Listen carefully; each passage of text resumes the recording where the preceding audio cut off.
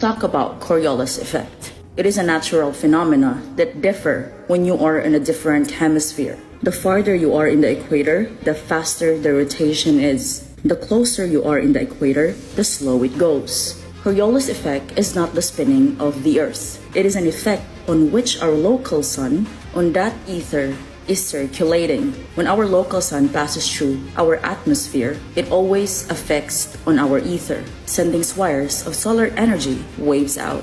And no, it's not a measure of Earth's spin. It is a measure of our ether spin. So when you watch any news during any hurricane or even typhoons, you will see spinning or big storm spins, especially over time as it travels. When you are in northern hemisphere, the spin rotation is counterclockwise. When you are in southern hemisphere, its spinning is clockwise. Storms spins in different direction depending on its location. The storm's rotation is what we call the Coriolis effect that causes fluids, water, and air to curve as they travel, especially across or above ether. On a flat Earth model, the sun spinning constantly around its own axis, depending which season sun is in.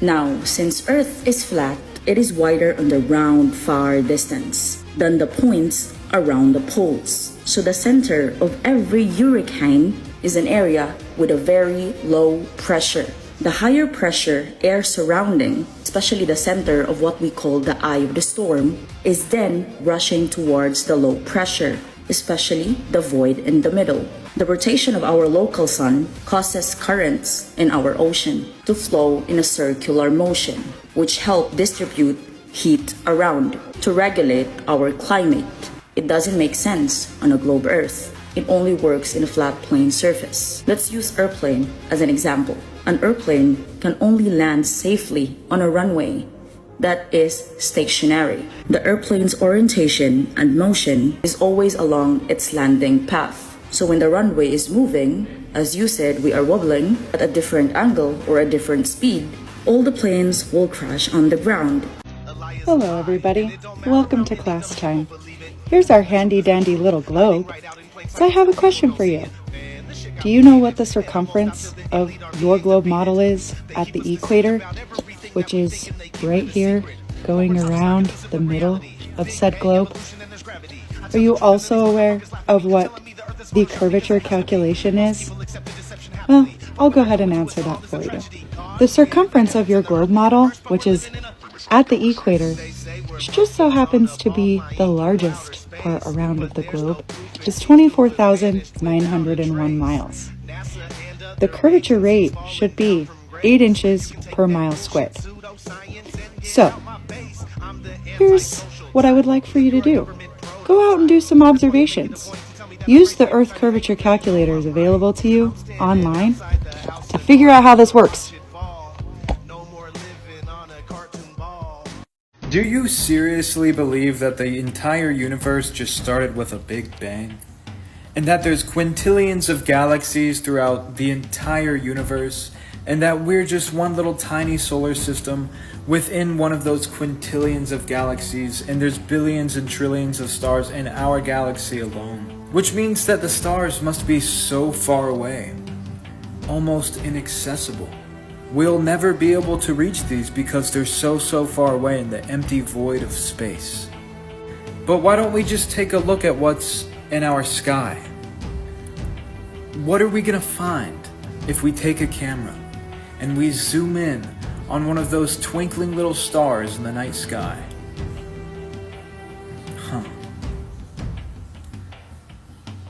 I mean, it's absolutely gorgeous, it's beautiful, but I have a question.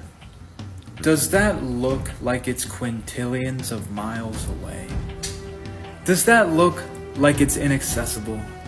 So the current model of the universe is that we're just zipping through the galaxy at basically incomprehensible speeds. And while we're doing this, we're orbiting around the sun. And while this is happening, it just so appears that we have the same 12 constellations rotating around Polaris, which just so happens to appear to be the only star that doesn't move in our night sky. We have the sun and the moon and the 5 visible planets, or the 7 celestial bodies. Each celestial body not only governs a chakra, but a different day of the week. And we have 7 musical notes, 7 frequencies. Sunday, Monday, Tuesday, Wednesday, Thursday, Friday, Saturday, Sunday, Monday, Tuesday, Wednesday, Thursday, Friday, Saturday, Sunday, Monday, Tuesday. This is a heptagram. Isn't that insane that you can do that with a heptagram? It's almost like everything is cyclical and that the universe is governed by some unifying force. But of course, I'm just joshing around. I have no idea what I'm talking about. And let's end this with a little quote. Whenever you find yourself on the side of the majority, it is time to pause and reflect. Mark Twain. This is an incredible quote. History is made with the first billionaire ever to walk outside of the spacecraft. The problem is 343 people are laughing out of 740, meaning 46% of people are flat earthers. Welcome to the truth, baby. Jump on board before it's too late. Stop believing in a demonic spinning water ball. Shit, dude, did we just have a spacewalk, right? From SpaceX on the 12th, dude. I'm going to tell you right now, if you're on the edge, right? This spacewalk absolutely proved it. We have to be on a globe. What we're seeing it cannot be faked. It's irrefutable. I mean, there is no way to fake or recreate what we're seeing on this spacewalk. It's legit. Now, enough talking about it. Let's see some of that footage, right? Because it's amazing. So again, one of the reasons we had Jared do that was to Dragon SpaceX, Rex, copy test matrix 3. Now, wait a second. I'm curious, right? Because one of the things I was really waiting for, right, was to see him kind of open the hatch. They're traveling at over 17,000 miles per hour. Google it real quick, do the math, see what... It's insane how fast they're moving. Why did it skip? Why did it cut scene? Why did they cut the scene? And then all of a sudden he's just in a black background. I don't know. That doesn't matter, dude. Let's see the Earth. I mean, I know they zoomed in. They zoomed in on Australia. There was, you could see people that were upside down, relatively, obviously were outside. It's amazing. Let's look at that footage. Up, down, left, and right are 3s.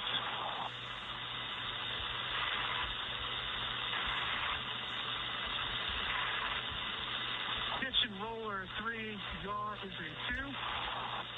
Switching. Single-handed operations are fine. Static. I don't know if I deleted all the footage. Yeah, there's no evidence. That's weird. Everything I'm seeing could be recreated by anybody with a budget and some basic electronics, like a green. That's weird. I'm gonna have to look and see if there's actually more fun. Weird. I could have swore they showed us some things that could not be faked, and they were live and unedited. I guess I missed them. So this spacewalk yesterday, yes, I'm going to do a video on it, but I'm not going to bore you with the entire video. I'm just going to point out some obvious things that most of you people out there will see with your own eyes. But the other people out there that can look at this and think that this is reality, I'm going to need you to unplug. I'm going to need you to stop watching movies and turn off your television. Okay? It's for your own good. Before I show you the video, I would like to remind you of what we are told our universe, galaxy, Earth, is doing. I'd like to give you a visual. The first speed that it's doing is 1,000 miles per hour at the equator. And then the second speed is the elliptical orbit, which is cruising at 66,616 miles per hour. And the elliptical orbit means that as it's going around the sun, it speeds up and it slows down, and I will show you that. And if that wasn't enough, we're being pulled through the galaxy at 447,000 miles per hour. Incredibly fast. And here's your cartoon visual because, you know, they can't prove it, so they have to show us cartoons. This is the sun and all the planets, and Earth is in there. And we're doing the 1,000-mile-per-hour spin while we're simultaneously doing the elliptical orbit at 66,600 miles per hour while we're being pulled through the galaxy at 447,000 miles per hour. So the elliptical orbit means it slows down and speeds up as it comes around the sun. It slows down and then it speeds up. It slows down and it speeds up. Slows down, speeds up. Okay? Hogwash. So here we go. You can tell that this is CGI, some sort of screen that they're using. And this guy looks like a mannequin or like a robot. I don't know. The little capsule that they're in is called the Dragon capsule. There's supposedly 2 guys and 2 girls up there. But this is what billions of dollars and real science is.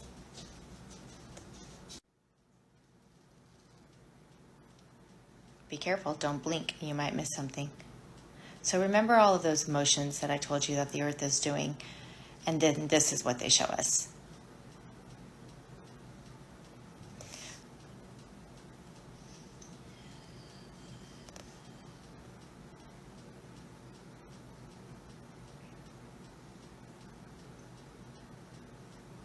And where are the stars at? Like, where's all the space? That's supposed to be outer space. And again, the Earth is just chilling. You can barely see the clouds moving. And then we're going to zoom in on the clouds. Look at how the clouds go into the dragon thing. They almost get like it's green screen. Just gets sucked right in. There is nothing natural or real about this. This is all done in a Hollywood studio. All of it. Now I'm going to back it up so you can see how the clouds go into. Look at how it's like getting sucked in. That's green screen. This is all animation. And again, I implore you, if you can look at this and think that this is real, you need to step away from the television. Turn off the news, please. They are making fun of everybody. Anybody who believes this, they are making fun of you. At this rate, I think this is specifically for the children. Because the children are the only ones who believe this. Because you're being indoctrinated through the schools to believe in outer space.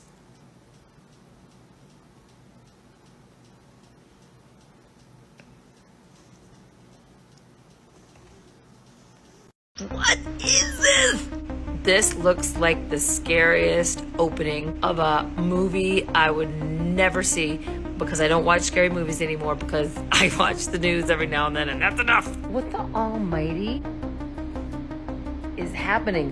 What is this? What is this? What is this? That's the billionaire that got to walk in space today. So his arm is all like, and if you're gonna fake it, give us something better than this. Come on, man. You guys did something better in 1969 when we went to the room. That was good footage. I mean, you lost it. You can't get it back. It's creepy. And that's what we get to see. Like, that's what he spent $1 billion. What? That was his walk. It wasn't walk in space. He, like, was pushed out of, like, this little portal. He's, like, was pushed out. And then, obviously, wherever he was, it was in a comfortable position, and then he just got sucked back in, and that was it. That was the moment. But then we hear like all this clapping, like the amount of overclapping.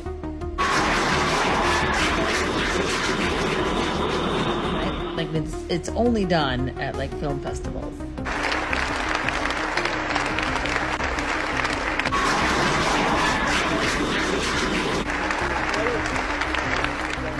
This went on for another 10 minutes, by the way. Not kidding. Like, it went on for 10 minutes. At what point does that become awkward? I mean, I guess the only thing that either of them have in common is actors.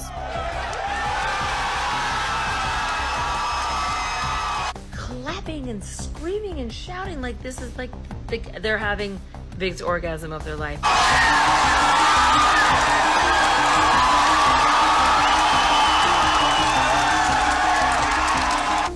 But we're all waking up to this interesting show. Greatest show on earth. So I thought the last minute I would just scroll and let you see the comments, because humanity is not really buying into this anymore. Nessa. Enjoy.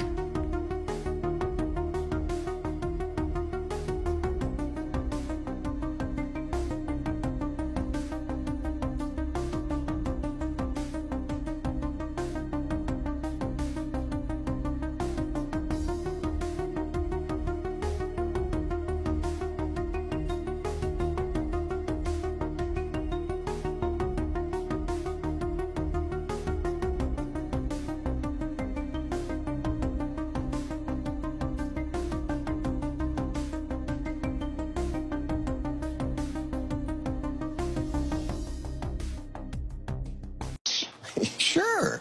2 H's. Great.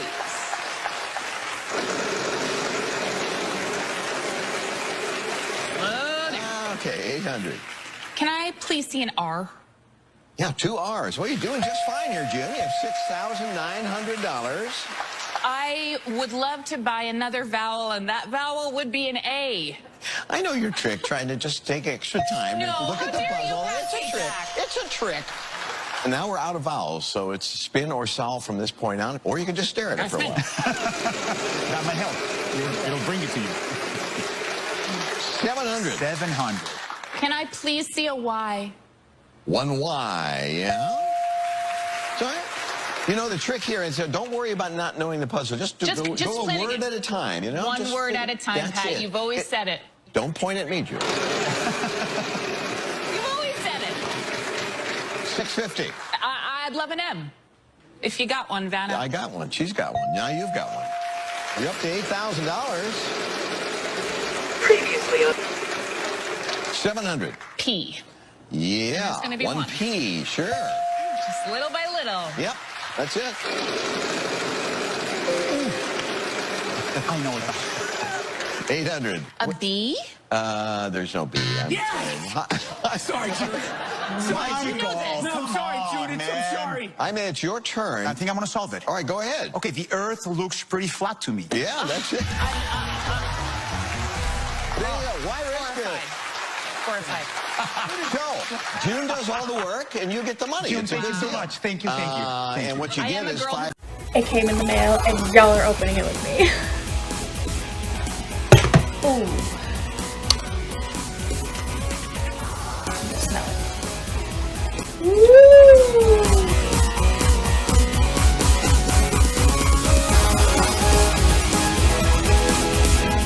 Here we go. The Flat Earth map dates back over 1,000 years. This map is credited to being created by a Persian astronomer. His name was Al-Biruni, and he lived between 973 AD to 1048 AD. It's the official map of the United Nations and also the United States Geological Survey. It used to be present in many places before the creation of NASA and the Antarctic Treaty in 1959. Here you see it with Admiral Byrd. This map has been restored by Dmitry from Russia with suggestions of mine, Eddie Alenkar. Known by my YouTube channel Flat Earth Banjo, I asked Dmitry to include the Bermuda Triangle and Point Nemo, a place deep in the Pacific where NASA buries rockets. Then Robert Tozzi, a professional mapmaker, came along and enhanced the map even more. There are many people now selling this map online, but if you could order it from my online store, I would greatly appreciate it. Visit my online store now and order one of the items. I humbly thank you.